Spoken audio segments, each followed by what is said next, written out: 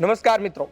Amreli SP CM દરબારમાં શું કરી રહ્યા હતા, શું વાત થઈ, શા માટે પહોંચ્યા, જાતે ગયા હતા કે પછી બોલાવવામાં આવ્યા હતા, આ તમામ સવાલો છે. કારણ કે આજકાલ મારી આજુબાજુ જોવા મળી રહેલી શાંતિ અમરેલીમાં નથી. અમરેલીમાં અશાંતિ છે, અમરેલીના રાજકારણમાં અશાંતિ છે. નેતાઓ દોડી રહ્યા છે અને નેતાઓમાં મોટા પ્રમાણમાં જૂથબંધી જોવા મળી રહી છે. તમામ બાબતે વાત કરીએ વિસ્તારથી. વાત એ છે કે અમરેલીમાં લેટર કાંડ સામે આવે છે. ભૂતકાળમાં આપણે ઘણું જોયું, કવિતા કાંડ, પત્રિકા કાંડ, અને આ લેટર કાંડ થોડો અલગ છે. આ લેટર કાંડમાં ભારતીય જનતા પાર્ટીના જ તાલુકા પંચાયતના પ્રમુખ કિશોર કાનપરિયાએ લખ્યું તેવું શરૂઆતમાં સામે આવે છે. ત્યારબાદ તેઓ યુટર્ન લે છે, પત્રમાં કહે છે કે કૌશિક વેકરિયા, અમરેલી ધારાસભ્ય, 40 લાખનો હપ્તો લે છે, ખુલ્લેઆમ દારૂ વેચાય છે.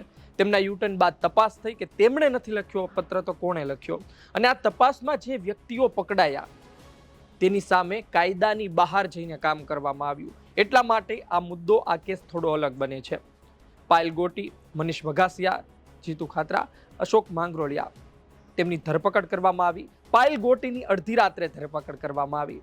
રિકન્સ્ટ્રક્શન હોય પરંતુ જે વિસ્તાર લાગુ ન પડતો હોય એ વિસ્તારમાંથી શા માટે શંકાસ્પદ આરોપીને પસાર કરવામાં આવ્યા, જેલમાં લઈ જઈ માર મારવામાં આવ્યો, ચાલો એ આક્ષેપ ગણી શકીએ, પરંતુ અન્ય દિગ્ગજ નેતાનું નામ બોલવા માટે દબાણ કેમ લાવવામાં આવ્યું, આ તમામ સવાલો છે. અને છેલ્લા ઘણા સમયથી તમે જોશો ભૂતકાળમાં કે અમરેલી પોલીસમાં સસ્પેન્ડનો દોર પણ ચાલ્યો, પણ સવાલ એ હતો કે એસપી સામે કાર્યવાહી ક્યારે. નેતાઓ એસપી સામે કાર્યવાહીની માંગ કરી રહ્યા છે. આ વચ્ચે અમરેલી એસપી સંજય ખરાત ગાંધીનગરમાં જોવા મળ્યા છે. ગાંધીનગરમાં અમરેલી એસપી પહોંચ્યા અને મુખ્યમંત્રી સાથે પણ મુલાકાત કરી છે. અને આ સમાચાર અમરેલી સુધી પહોંચ્યા છે. અમરેલીના લોકો વચ્ચે ચર્ચા ચાલી રહી છે કે ખરા અર્થમાં એસપી ગાંધીનગર શું કરી રહ્યા હતા, અને શું મુખ્યમંત્રીએ તેમને બોલાવ્યા હતા કે પછી તેઓ સામેથી જ પહોંચ્યા હતા.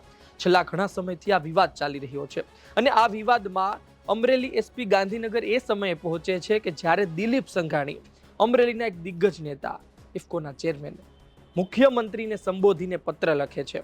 પત્રમાં કહે છે કે હું નાર્કો ટેસ્ટ કરાવવા માટે તૈયાર છું.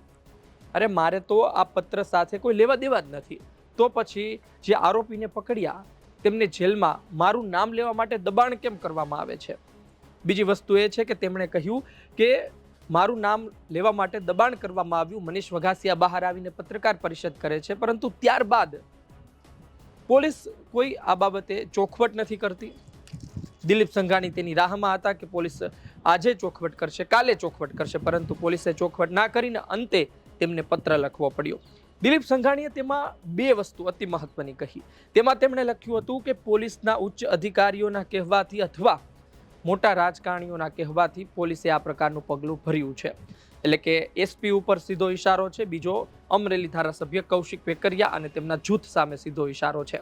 આપણે ગઈકાલે પણ વાત કરી હતી કે કૌશિક વેકરિયા છે, અન્ય ધારાસભ્યો છે, એક તરફ છે, જ્યારે ડોક્ટર કાનાબાર બોલી ચૂક્યા છે, નારણ કાછડિયાએ પત્રને પણ સમર્થન આપ્યું અને બોલી પણ ચૂક્યા, દિલીપ સંઘાણી પણ બોલી ચૂક્યા, પરસોત્તમ રૂપાલા પણ બોલી ચૂક્યા. એટલે કે ધીરે ધીરે શું હવે કૌશિક વેકરિયા પણ એકલા પડી રહ્યા છે, જૂથબંધી ખુલીને બહાર આવી રહી છે. અને આ પત્ર લખ્યો દિલીપ સંઘાણીએ, તે જ કારણોસર હવે એસપી સામે પણ સવાલ થઈ રહ્યા છે, અને આ જ કારણોસર મુખ્યમંત્રી સાથે પણ શું એ બાબતે ચર્ચા થઈ હોઈ શકે. આ મુદ્દો ખરા અર્થમાં મિત્રો કેવો છે કે અમરેલીના પોલીસ અધિકારીઓ સામે તો સવાલ છે જ તે, પરંતુ સવાલ ગુજરાત પોલીસ સામે પણ થઈ રહ્યા છે. ગુજરાત પોલીસની કામગીરી સામે પણ સવાલ થઈ રહ્યા છે, કારણ કે એક કિસ્સો આ પ્રકારનો આવે તો સમગ્ર ગુજરાતના પોલીસની કામગીરી પર શંકા ઉદ્ભવે, સવાલ થાય. હર્ષ સંઘવી સુધી આ રેલો પહોંચ્યો છે, સવાલો પહોંચ્યા છે. હવે એક વર્ગ તેવો છે કે જે કહી રહ્યા છે કે એસપી સામાન્ય મુલાકાત માટે ગયા હતા, ડીજીપી સુધી પહોંચ્યા હોય, વાતચીત કરી હોય તો મુખ્યમંત્રી સાથે પણ વાતચીત કરે. એક સામાન્ય વાતચીત હતી, સામાન્ય બેઠક હતી, તેમાં જ હજુ કશું હતું નહીં.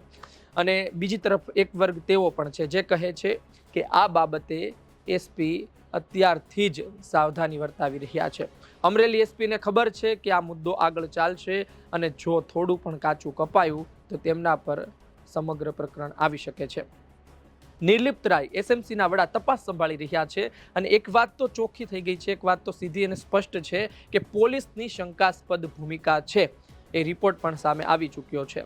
અને જે નિર્લિપ્ત રાય ડીજીપીને જે રિપોર્ટ સબમિટ કરે તેમાં પણ કોના નામ હશે એની ઉપર સવાલ છે. કારણ કે જો તેમાં એસપી સહિતના નામનો સમાવેશ થાય છે કે તેમના આદેશથી આ પ્રકારનું કરવામાં આવ્યું તો પછી મુશ્કેલી તેમની પણ વધી શકે છે. એટલે આ તમામ પ્રકરણમાં એસપી સામે ભૂતકાળમાં પણ સવાલો હતા, આજે પણ સવાલ છે. અને આ સવાલો વચ્ચે એસપીની મુખ્યમંત્રી સાથે મુલાકાત, વાતચીત, મોટી ચર્ચા ઉદ્ભવે છે. હવે જોવું રહ્યું કે આવનાર સમયમાં શું સામે આવે છે. સામાન્ય રીતે પોલીસ અધિકારીઓ રાજનેતાઓને મળતા રહેતા હોય છે, મુખ્યમંત્રી સુધી જતા રહેતા હોય છે, ગાંધીનગર જતા રહેતા હોય છે. તે કોઈ મોટા સમાચાર ના ગણી શકાય, પરંતુ અત્યારના આ કેસ સળગેલો છે ને આ સ્થિતિમાં મુખ્યમંત્રી સાથે વાત કરવી, બેઠક કરવી એ ઘણા સવાલ ઊભા કરે છે. એસપી સંજય ખરાત શું પોતાના બચાવ માટે અત્યારથી જ સોગઠાબાજી ગોઠવી રહ્યા છે કે પછી ખરા અર્થમાં એક સામાન્ય મુલાકાત હતી? આપનું શું કહેવું છે કોમેન્ટ બોક્સમાં જરૂરથી લખજો. આ પ્રકરણને લઈને શું દિલીપ સંઘાણીના પત્ર બાદ એસપીને રેલો આવ્યો ગાંધીનગરનો? એ પણ એક મોટો સવાલ છે. આપનું શું કહેવું છે કોમેન્ટ બોક્સમાં લખજો. કારણ કે હવે ફક્ત અમરેલી પૂરતું સીમિત નથી રહ્યું, હવે આમાં ગાંધીનગરની પણ એન્ટ્રી થઈ ચૂક્યું છે. આપનો અભિપ્રાય આવકાર્ય છે, કોમેન્ટ બોક્સમાં જરૂરથી લખજો, અમને રાહ રહેશે. આ વિડીયો પસંદ આવ્યો હોય તો લાઈક કરજો, શેર કરજો. મને આપશો રજા. નમસ્કાર.